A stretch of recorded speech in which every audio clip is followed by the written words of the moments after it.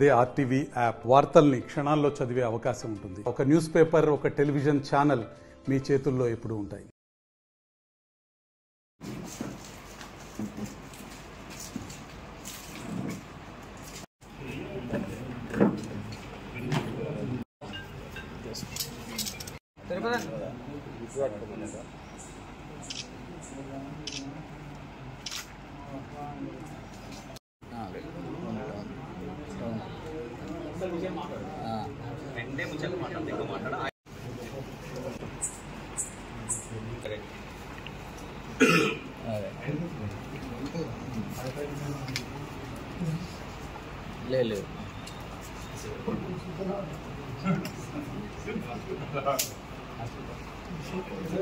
లేదు చెప్పేది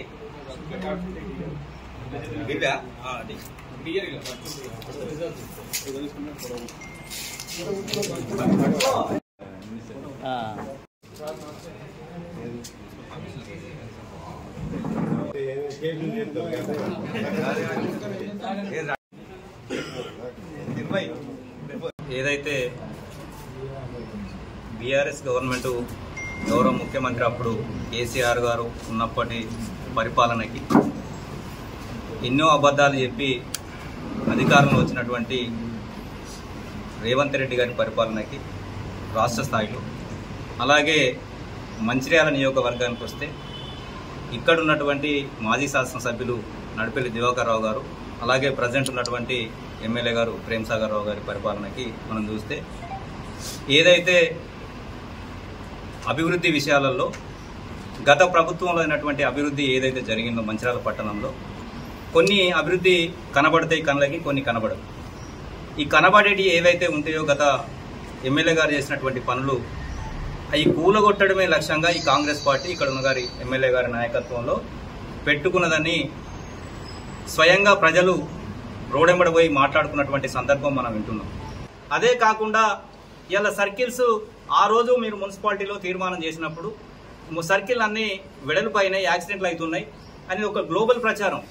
అంటే ఒక్కసారి యాక్సిడెంట్ అయింది, ఎప్పుడు అక్కడ లక్ష్మీ టాక్సీ దగ్గర అనుకోకుండా రాత్రి దురదృష్టవశాత్తు యాక్సిడెంట్ అవ్వడం, ఒక యువకుడు చనిపోవడం మాత్రం దురదృష్టకరం, బాధాకరం. అది ఎవ్వరు కూడా కాదనట్లేదు. కానీ మెయిన్ రోడ్లల్లో యాక్సిడెంట్లు అనేది సర్వసాధారణం. కానీ దాన్ని పూచి చూపి ఇవాళ సర్కిళ్లను కొన్ని కులవృత్తులకు సంబంధించినటువంటి వెంకటేశ్వర చౌరస్తా కాడ కావచ్చు, ఇవాళ ఉన్నటువంటి బెల్లంపల్లి చౌరస్తా కాడ ఆర్మీకి సంబంధించినటువంటి జవాన్లకు సంబంధించింది కావచ్చు, అక్కడ ఉన్నటువంటి లక్ష్మీ టాక్సీ కాడ కావచ్చు, ఇవన్నీ ఒక శోభామాతంగా ఉన్నది. అది రోడ్డు కూడా వైండింగ్ అవుతుంది, చేయొస్తుండే. ఎందుకంటే ఇప్పుడు 12 ఫీట్లు వెడల్పు చేస్తుండ్రు. చేసినాక బ్రహ్మాండంగా ఆ సర్కిల్స్ కూడా దానికి సరిపడా ఉంటుండే. ఒకవేళ అంత ఇబ్బంది అయిందనుకుంటే మీరు ఏదైతే ఐబీ ఏరియాలో అంబేద్కర్ చౌరస్తా దగ్గర ఏదైతే దగ్గర చేసిండ్రో కావాలంటే 2-3 ఫీట్లు 4 ఫీట్లు తగ్గిస్తారు, అప్పుడు తీర్మానం చేసిండ్రు కానీ మేము అనుకున్నాం. కానీ ఉన్న పలంగా మొత్తం డిస్మెటల్ చేసి అక్కడ ఏం చేస్తారో మరి రేపు సిగ్నల్స్ పెడతారా, ఇంకేం పెడతారు? ఇదంతా ఎందుకు చెప్పడం జరుగుతుందంటే అక్కడ వెళ్ళేటువంటి ప్రజలు మీరేమంటారు, పద్దాక మేము ప్రజల కోసమే చేస్తున్నాం, అప్పుడు ఉన్నటువంటి మీ ప్రభుత్వం అనాలోచిత నిర్ణయాల వల్ల మీరు కూలగొడుతున్నాం అనే భావన ఏదైతే ప్రజల్లో తీసుకురావాలనుకుంటారో అది తప్పు. ఎందుకంటే ఆ ప్రజలే మాట్లాడుతారు, అనవసరంగా ప్రజల సొమ్ము, ప్రజలు ట్యాక్స్ కట్టినటువంటి సొమ్ము కోట్లాది రూపాయలు అనవసరంగా నేలపాలు చేస్తున్నారు. ఇది కరెక్ట్ కాదు, ఆలోచించుకోవాల్సిన బాధ్యత మన పైన ఉన్నదని ప్రజలే చెప్తారు. ఆ ప్రజల మాట వినవలసిన బాధ్యత అధికార పార్టీగా మీ పైన ఉన్నది. వాళ్ళ గొంతుగానే మేము చెప్పాల్సిన బాధ్యత మా పైన ఉన్నదని తెలియజేస్తూ, ఏది ఏమైనప్పటికీ ఇప్పుడు అలాగే దివాకర్ రావు గారు గతంలో చేసినటువంటి పనులు మేము ఉండం, ఆనవాళ్ళు ఉండే అంటే ఆనవాళ్ళు రేపు మీరు కూడా రేపు పొద్దుగాల మాజీ అయినాక మీ ఆనవాళ్ళు ఉండకుండా చేయడానికి ఎవరికీ అధికారం లేదు, ఇప్పుడు చేయడానికి మీకు అధికారం లేదు. ఎందుకంటే అప్పుడున్నటువంటి దివాకర్ రావు గారు ఎమ్మెల్యే ఉన్నటువంటి సమయంలో కూడా ఆ సర్కిల్ను మొత్తం అక్కడ ఉన్నటువంటి అధికారులు ఇంజనీర్ల పర్యవేక్షణలో డైరెక్షన్ లో జరిగింది తప్ప ఎక్కడ కూడా జోక్యం చేసుకున్నా వీరు ఇంజనీర్ కాదు, ఇంకోటి కాదు. ఈ మంచిర్యాల పట్టణానికి ఈ సర్కిల్ కి ఇంత వెడల్పు అయితే బాగుంటది, ఇన్ని టర్నింగ్ అవుతాయి అని చెప్పి లారీలు కానీ బస్సులు కానీ వస్తే ఇబ్బంది ఉండదు, ట్రాఫిక్ జామ్ కాదని చెప్పి ఆ రోజు ఉన్నటువంటి అధికారులు ఏదైతే ఉన్నదో వాళ్ళ ప్లాన్ ప్రకారమే ఆ సర్కిల్ను కట్టడం జరిగింది, కోట్లాది రూపాయలు వెచ్చించడం జరిగింది. ఒకవేళ వాళ్ళు తప్పు చేసి ఉంటే వాళ్ళపై చర్యలు తీసుకోవాల్సిన బాధ్యత మీ గవర్నమెంట్ మీ పైన ఉన్నదని తెలియజేస్తున్నాం. ఒకవేళ అది రైట్ అనుకుంటే ఇప్పుడున్న ఆఫీసర్లు ఏదైతే కూలగొడుతుండ్రో వీళ్ళు తప్పుగా భావిస్తూ వీళ్ళ మీద కూడా చర్య తీసుకోవాలని గౌరవ శాసనసభ్యులను కోరడం జరుగుతుంది. రేపు పొద్దుగాల మెడికల్ కాలేజ్ అయింది, అది కూలగొట్టలేము. కలెక్టర్ ఆఫీస్ అయింది, కూలగొట్టలేము. జిల్లా హెడ్ క్వార్టర్ అయింది, జిల్లాను తీసేయలేము. అదే లిఫ్ట్ ఇరిగేషన్ అయింది, తీసేయలేము. ఇట్లా చెప్పుకుంటా పోతే దగ్గర ఎన్నో ఐటమ్స్ ఉన్నాయి. ఇవాళ ఎల్లంపల్లి అని మీరే చెప్తారు. ఎల్లంపల్లి ప్రాజెక్టును కూలగొడతాం మనం ఏమన్నా? అంటే రాష్ట్ర ప్రభుత్వం కనుక కాళేశ్వరం బంద్ చేసినట్టు ఎల్లంపల్లిని ఇట్లా బంద్ చేస్తామా? మనం చేయలేం కదా.